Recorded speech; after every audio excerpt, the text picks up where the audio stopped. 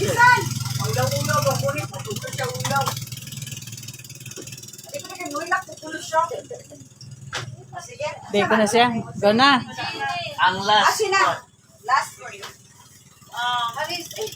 Dili na kay kila ka makita mo ba baya ka? Thankful ko kayo nga na ni jud mo tanan bitaw short notice.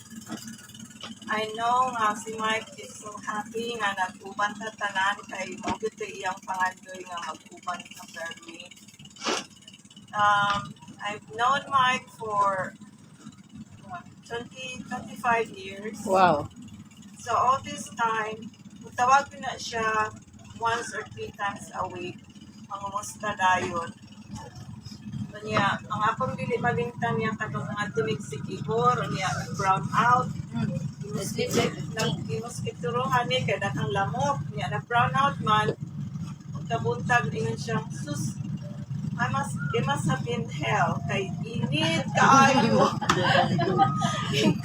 Ano ko ito i-help tinuod kay init man kaayo. Nagbukas na puno siya. Kung ayan na lang kung istoryahe sa detail kay kabalo ko nga init kaayo. Pero siya, he works so hard for special kids. Yung client in Tawagon from 80 to 18 years old, puro na sila kuan challenge. So, palangga kayo niya ang tanan niya, palangga po siya kay kabalo nakabalo man mo nga sa siyang palangga na. Buutan. Yeah, wala, he is not judgmental, he is so open and as you all said, friendly.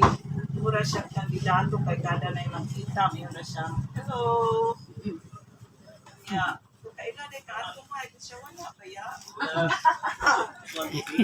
So, thank you kaayo nga ni Kuyog jud mo karon niya atong kabalo ko nga naa siya karon sa maayong lugar. Despite nga unexpected to iyang pagkawala. Kailan siya 1 year ago, yesterday, may iyang kamatay.